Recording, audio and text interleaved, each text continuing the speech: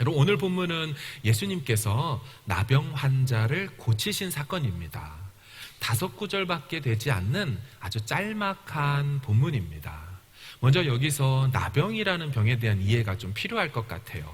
나병이라 함은 문둥병 혹은 한센병이라고 알려져 있죠. 하지만 나병에 대한 규례가 나와 있는 레위기 13장과 14장을 보면 꼭 문둥병을 얘기하는 게 나병은 아니더라고요. 내용을 쭉 읽어보면 일종의 악성 악질 같은 피부 질환을 다 일컬어서 나병이라고 했습니다. 한센병을 포함할 수 있지만 성경의 나병이라는 질병은 다양한 종류의 피부 질환을 얘기하죠. 우리 미시나라고 해서 그 유대인들의 구전되어지는 입으로 이어지는 토라, 율법을 이렇게 집대성해 놓은 미시나에 보면 나병이란 72가지에 해당되는 피부 질환이다, 이렇게 말을 해놨습니다. 그럼 드는 생각이 그렇다면 피부 질환이니 그렇게 대단한 질병이 아니란 소리입니까? 아니요. 문둥병을 포함하고 있고 몸에서 진물과 여러 가지가 흐르는 것을 다 말하고 있기 때문에 나병은 심각하게 당시에 여겨졌습니다. 당시 나병 환자에 대한 시선이 뭐였냐면 걸어다니는 시체라고 여겼습니다. 걸어다니는 시체. 이렇게 움직이기만 하지 피부와 이런 것이 상하고 막 이렇게 다 드러나고 하기 때문에 무덤에 들어가지 않은 걸어다니는 시체. 제가 생각해 봤더니 요즘 시대로 보면 좀비 같은 것으로 여겨질 수 있겠더라고요. 걸어다니는 시체. 그래서 나병 환자가 고침을 받는다는 것은 당시 사람들의 느낌으로 죽은 자가 살아난 것이라고 여겼습니다. 그냥 움직이기만 하지 사실 시체이기 때문이죠. 게다가 나병이라는 단어가 갖고 있는 어감이 썩 좋지 않아요. 그 말의 어원이 치다, 때리다에서 나온 말입니다. 그러니까 그들은 하나님이 치신 결과로 생긴 질병이 치는 병, 치임받은 병, 나병이라고 여겼지요. 그래서 여러분, 성경에 우시야 왕에게 나병이 발병할 때 열왕기 하에는 이런 말씀이 있어요. 화면을 같이 한번 읽어볼까요? 시작. 여호와께서 왕을 치셨으므로 그가 죽는 날까지 나병 환자가 되어 별궁에 거하고. 아멘. 하나님이 치신 결과로 나병에 걸렸죠. 그래서 누군가 나병에 걸렸다면 하나님이 손을 대셨다. 손댄 이유는 죄가 있기 때문이지, 그래서 나병은 곧 죄인이 걸리는 병, 이렇게 생각을 했어요. 나병은 그래서 사람은 못 고칩니다. 하나님만 고칠 수 있는 병이라고 생각을 했어요. 구약에 보면 수리아 왕이 자기가 아끼는 장군 중에 나아만이라고 있었거든요. 이 나아만 장군의 나병을 고치고 싶어서 다른 나라인 이스라엘 왕에게 보내며 이런 말을 해요. 좀 이 사람 나병을 고쳐달라고. 그래서 그 얘기를 들었던 이스라엘 왕이 여호람이 이런 표현을 하거든요. 화면을 보시면 열왕기 하에 이르되 내가 사람을 죽이고 살리는 하나님이냐, 그가 어찌하여 사람을 내게로 보내 그의 나병을 고치라 하느냐. 무슨 뜻입니까? 전제가 뭐예요? 하나님만 고칠 수 있는 걸 가지고 내가 하나님이냐 고치게? 사람을 죽이고 살릴 수 있는 전능함을 가진 존재나 고치지 내가 하나님이냐 못 고친다. 그러니까 하나님만 고치는 질병. 그래서 나아만 장군이 요단강에서 7번 몸을 씻고 나와 고침을 받았을 때 이런 고백을 하거든요. 15절 보시면 내가 이제 이스라엘 외에는 온 천하에 신이 없는 줄을 아나이다. 반대로 무슨 말이에요? 여기만 신이 계신다. 여기만 계시는 그 신이 나를 고쳤다. 이 고백을 하는 거죠. 여러분, 이런 배경 속에 오늘 등장한 나병 환자의 증상을 보면 다소 충격을 받지요. 상황이 어떻다고 말합니까? 본문 12절을 같이 읽어보겠습니다. 시작. 예수께서 한 동네에 계실 때에 온 몸에 나병 들린 사람이 있어. 아멘. 온 몸에 나병으로 뒤덮였다 말해요. 직역하면 온 몸이 나병으로 충만했다. 여러분, 성경에 나오는 성령 충만이라는 단어가 이 단어와 똑같습니다. 그러니까 어감이 뭐예요? 성령 충만하는 그 표현 느낌처럼 온몸이 나병으로 충만해져 버린 뒤덮인 인생이에요. 그럼 우리는 이 사람이 한 번에 온몸에 다 나병이 생겼는지, 아니면 조금의 반점과 붉은 점, 색점으로 시작하여 시간에 걸쳐 온몸에 뒤덮여졌는지는 알 수는 없지만, 그의 온몸에 뒤덮여버린 나병을 보며 부정한 사람, 가까이 할 수 없는 사람, 가까이 오지 못하는 사람이라고 달겼을 거예요. 그런 그를 예수님이 치료해 주신 사건이 오늘 내용이에요. 아까 말씀드린 것처럼 나병은 누구만 치유할 수 있다고요? 하나님만. 따라서 예수님이 지금 나병 환자를 치유하셨다는 얘기는 지금 예수님을 누구로 말하고 있는 거예요? 하나님이시다라는 거예요. 하나님의 아들이신 하나님이시다. 근데 오늘 본문은 잘 보면 5구절을 밖에 되지 않지만 생략된 것들이 꽤나 많이 있는 본문입니다. 그래서 행간 문맥으로 보아야 볼 수 있는 것들이 있어요. 당시 상황을 설명하기 위해 중요한 질문 몇 가지를 드리고 싶은데, 예수님과 나병 환자 사이의 여러분 거리와 위치가 어떠하다고 생각하십니까? 서로의 위치가 어디에 있었을까요? 보통 생각하면 예수님과 나병 환자가 가까이 있었던 것으로 보이거든요. 13절을 좀 읽어볼까요? 시작. 예수께서 손을 내밀어 그에게 대시며 이르시되 내가 원하노니 깨끗함을 받으라 하신대 나병이 곧 떠나니라. 아멘. 그런데 여러분, 과연 이분들의 거리가 처음부터 이렇게 있었을까요? 레위기 13장으로 가볼까요? 제가 읽어보겠습니다. 나병 환자의 삶의 방식입니다. 나병 환자는 옷을 찢고, 이 사람은 혹시 새 옷을 받았더라도 찢은 다음에 입어야 하는 사람이에요. 드레스 코드가 그렇습니다. 두 번째, 머리를 풀며, 당시 미장원이 없지만 어쨌든 머리를 만질 수가 없는 산발해서 다녀야 되는 사람. 윗입술을 가리고 외치기를 부정하다 부정하다 할 것이요 병 있는 날 동안은 늘 부정할 것이라. 그가 부정한즉 혼자 살되 자가격리를 해야만 하죠. 진영 밖, 캠프 밖으로 나가서 살아야 돼요. 2주간 자가격리가 아니라 그 병이 나을 때를 알 수 없는 상황 가운데 무기한 자가격리되는 사람이 이 나병 환자예요. 그럼 여러분, 나병 환자가 사는 곳이 어디라고요? 진영 밖, 그러니까 거주지 밖, 동네 밖. 그런데 이 일이 어디서 일어났습니까? 12절 보세요. 예수께서 한 동네에 계실 때에 온몸에 나병 들린 사람이 있었어요. 그렇다면 이 두 분들의 위치가 어떠했는지가 그려지십니까? 나병 들린 사람의 위치는 동네의 경계 밖에 있었을 거예요. 율법에 의해 늘 거기에 살았을 거예요.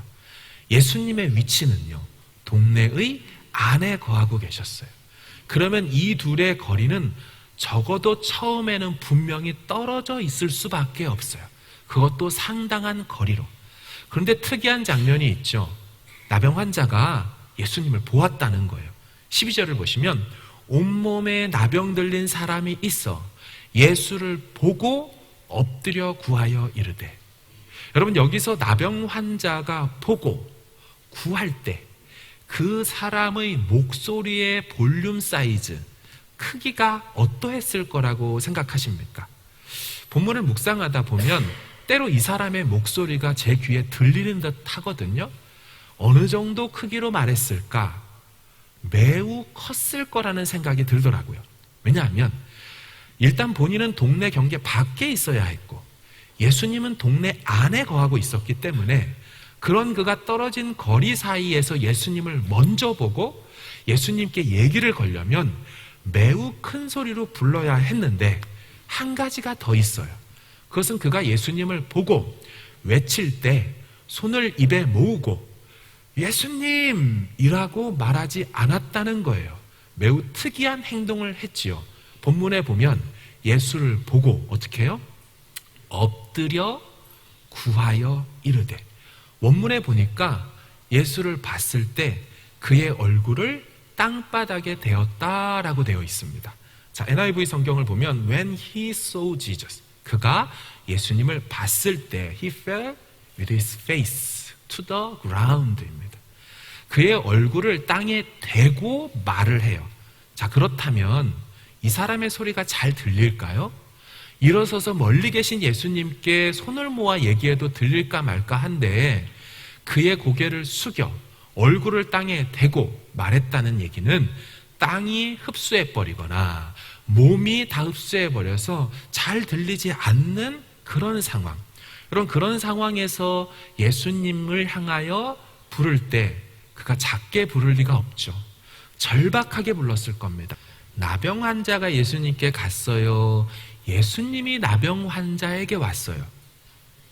나병 환자에게 예수님이 오셨죠. 왜냐하면 이 사람은 뭐 하고 있었어요? 보자마자 엎드려 버렸거든요. 여러분, 엎드리고 이동하는 사람이 없죠. 엎드렸다는 얘기는 그 자리에 그냥 머물러 있어요. 예수님이 엎드린 그에게로 이동해 오셨고 예수님이 진영 밖으로 나가셨습니다. 사랑하는 여러분, 우리가 예수님에게로 간 것이 아니죠. 정확히 말하면 죄로 더러워지고 가득해진 우리는 나아갈 수가 없어요. 그분이 나병 환자의 진영 밖으로 나와 오신 거예요. 그리고 중요했던 장면 한 가지. 예수님이 이 사람을 어떻게 치료하시던가요? 5장 12절 말씀 한번 읽어볼게요. 시작. 예수께서 손을 내밀어 그에게 대시며 이르시되 내가 원하노니 깨끗함을 받으라 하신대 손을 내밀어 그 나병이 곧 떠나니라. 아멘. 예수님이 손을 내밀어 대시며 이르시되 말씀으로 치료하셨어요. 주중에 청년 목자 모임을 하면서 이 본문을 먼저 좀 같이 묵상을 했는데 청년들이 이런 말을 하더라고요. 이 사람은 자신을 예수님이 낫게만 해주셔도 감사했을 건데 자신은 생각하지도 못했던 행동인 자기 몸에 손을 대시는 행동을 예수님이 하셨다. 충격을 아마 받지 않았을까? 예, 맞습니다. 여러분, 구약에 보면 정함과 부정함의 원리라는 게 있습니다. 부정한 사람이 손을 대거나 부정한 사람이 앉는 곳은 어떻게 돼요? 그곳이 부정하게 돼요. 그래서 부정함과 정함이 만나면 항상 누가 이겨요? 부정함이 이기게 되어 있어요. 그래서 부정해진 사람은 다시 정해져야 되는 정결례를 따라야 합니다. 근데 오늘 이 본문의 장면에서는 부정한 자에게 손을 대시자 늘 계속되었던 정함과 부정함의 원리대로 예수께서 부정해진 것이 아니라 어떻게 됐어요? 정함이 부정함을 이겨버렸어요. 예수 그리스도 안에서 정함과 부정함의 구약의 원리가 역전돼 버렸어요. 정함이 부정함을 이기고 승리하게 됐어요. 부정함이 완전히 즉시로 곧장 정함을 잇게 되었어요. 여러분, 이것은 오직 그리스도 안에서만 나타나는 정함과 부정함의 역전의 현상이에요. 무슨 교훈을 얻을 수 있습니까? 여러분, 우리는 세상의 것을 다 봐야 죄된 세상인지라 우리가 오염되더라고요. 죄악 세상에서 우리가 죄로 물들게 되는 경우가 많아요. 그래서 뭐가 필요해요? 그리스도께 나오는 것이 필요해요. 바로 그때 비로소 우리가 정함을 입게 되고 죄 씻음을 받게 되는 줄로 믿습니다. 여러분, 예수님이 그의 몸에 손을 대시자 그에게 나음을 주셨어요. 특별히 예수님은 말씀으로만 정함을 입게 했어요. 주문을 외우지 않았고요. 예수님 특별한 의식을 행하지도 않았고요. 예수님은 또 다른 권위를 빌려가지고 그를 치료하지도 않았어요. 그분 안에 있는 권위와 그분 안에 있는 순결함으로, 정함으로 그를 완전히 낫게 해주셨어요. 기적이 일어난 거죠. 그리고 한 가지, 여러분, 이 본문에서 예수님의 긍휼의 마음을 보실 수 있겠습니까? 여러분, 생각해 보세요. 현재 이 사람이 어떻게 하고 있다고요? 엎드려 얼굴을 땅에 댄 채로 있어요. 그럼 예수님이 이 사람을 치유하기 위하여 손을 내밀어 이 사람 몸에 손을 대려면 어떻게 해야 될까요? 여러분, 이 장면을 본문은 생략을 했어요. 하지만 조금만 묵상해 보면 이 다음 동작이 보일 수가 있을 겁니다. 제 앞에 이 자리에 누군가 머리를 땅에 거의 댄 채로 있다고 생각해 보세요. 자, 제가 손을 내밀어 이 사람을 치유하려면 됩니까? 아니 되죠. 동사 하나가 생략됐어요. 구부려 앉아서. 목회 현장에서 집회를 하다 보면 기도해달라고 기도받으러 오는 성도님들이 있죠. 엎드려 있는 그분들에게 저는 아마 이 같은 똑같은 정작으로 항상 했었어요. 당연히 무릎을 꿇고 같이 엎드려 그 몸에 손을 대고 얘기했을 거예요. 예수님의 낮아지심과 그를 거의 감싸 안 듯한 모습이 문맥 속에 살짝 생략이 돼 있어요. 여러분, 이때 예수님이 그에게 내가 원하노니 깨끗함을 받으라 하셨어요. 이 말소리의 크기가 어떠한 것처럼 들리십니까? 아까 나병 환자가 고개를 쳐받고 페이스 다운 한 다음에 주여 원하시면 나를 깨끗하게 할 수 있습니다. 그 정도 크기로 했을까요? 아니요. 이렇게 돼 있으면요, 입술과 환자의 귀는 가까이 오게 되어 있어요. 그의 귓가에 대고 쟁쟁한 소리로 얘기하셨을 거예요. 아들아, 내가 원한다. 깨끗함을 받아라. 예수님의 마음이, 그 예수님의 나지막한 세미한 음성이 그의 귀에 들렸을 거라는 것이 묵상 가운데 보여졌어요. 여러분, 본문은 그리고 즉시 나아졌다고 말했어요. 목장에서 청년 목자들끼리 같이 나눌 때 의대생 아이들이 좀 있었어요. 이 본문을 그 친구들은 특별하게 보더라고요. 목사님, 온몸에 버짐이, 온몸에 건선이, 온몸에 열선이 막 파이고 온몸에 덕지덕지 됐는데 즉시 나아졌다면 그 사람이 깜짝 놀랐을 것 같아요. 의사의 눈으로 볼 때 이것이 확 바뀌어지는 걸 보면서 막 껍데기가 떨어져 나가고 상처들이 떨어져 나가고 새살이 돋는 걸 보며 그가 깜짝 놀라지 않았겠냐고. 이건 기적이라고, 저절로 나은 정도가 아니라고. 사랑하는 여러분, 또 한 가지가 있어요. 여러분, 이 사람 편에서 볼 때, 나병 환자 편에서 볼 때 예수님이 언제 자신에게 왔습니까? 타이밍이요. 시점이 언제예요? 그가 예수님을 봤을 때 왔나요? 아니죠. 그가 엎드리자 그분이 오셨어요. 저는 한 주간 묵상하면서 이 장면이 의미하는 바가 있다라는 생각이 들었어요. 우리는 본질적으로 피조물로서 죄로 범벅이 된 자들로서 높이 계시고 위에 계신 그분께 나아갈 수가 없어요. 우리가 다다를 수 없는 영역에 계시고 그분은 영이시라 우리의 육안으로는 배울 수도 볼 수도 없어요. 마치 온몸이 나병 걸린 뒤덮인 환자처럼, 그래서 예수님께 그가 나아갈 수 없는 것처럼 우리도 마찬가지로 그분께 나아갈 수가 없어요. 그런데 우린 다 알죠. 그 나병 환자가 분명히 예수님을 만났어요. 분명히 예수님의 손길을 느꼈어요. 분명히 예수님의 음성도 들었어요. 언제요? 언제 그에게 이와 같은 일들이 일련의 사건으로 일어났습니까? 그가 엎드렸을 때 일어났어요. 그가 엎드리자 예수님이 오셨어요. 그가 엎드리자 그분의 임재가 자기 삶에 임했어요.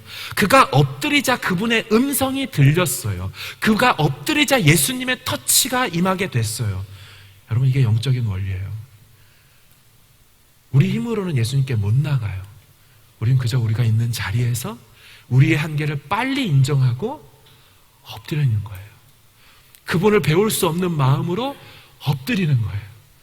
우리는 보지 못하지만 그분이 정확히 보셔서 진영 밖으로 나와 진영 밖에 있는 인생을 진영 안으로 들여보내시죠.